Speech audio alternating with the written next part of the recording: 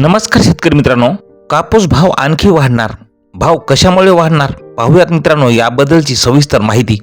तर मित्रांनो, कापूस उत्पादक शेतकऱ्यांसाठी खास बातमी आहे, कारण आता कापसाचे रेट हळूहळू वाढत असून खरं तर 1 जानेवारीपासून कापूस आयात शुल्क पुन्हा एकदा लागू झालेले आहेत. राज्यातील सरकारने वस्त्र उद्योगाला चालना मिळावी यासाठी कापूस आयातीचे 11% शुल्क माफ केलेले होते. यामुळे कापसाचे भाव गेल्या वर्षी हे दबावातच राहिले.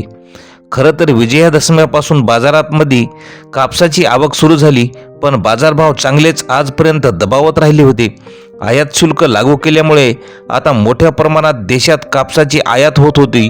मात्र या आयात शुल्क पुन्हा एकदा लागू झाले असल्यामुळे याचाच परिणाम 1 जानेवारीपासून रेटमध्ये सुधारणा होत झालेली आहे. तर आज राज्यातील काही बाजारामध्ये कापसाचे दर 8,000 रुपयापर्यंतच्या वर पोहोचलेले आहेत. कापसाचे सरासरी बाजारभाव हमी भावाच्या आसपास पोहोचले असून म्हणूनच उत्पादकाच्या माध्यमातून समाधान व्यक्त होत आहेत. तसेच येत्या काळात याच्या भावामध्ये कापसाच्या आणखी वाढ होण्याची शक्यता आहे.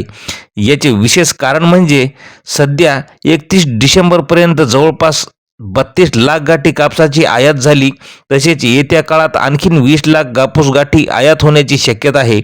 दरम्यान अशाही स्थितीत खुल्या बाजारात कापसाचे रेट 500 रुपयापासून ते 1000 रुपयापर्यंत वाढलेले आहेत.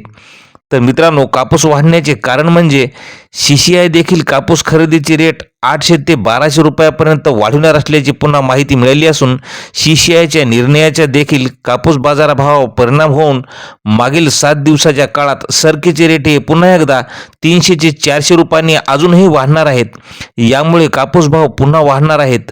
तर दरम्यान येत्या काळात काही तेजीची शक्यता असून यामुळे पुढील काही काळ पुन्हा काही दिवस असे कापूस भाव वाढत राहील अशी शक्यता बाजारातील अभ्यासकांनी व्यक्त केलेली आहे. तर मित्रांनो, अशाच माहितीसाठी चॅनलला सबस्क्राईब करा. धन्यवाद.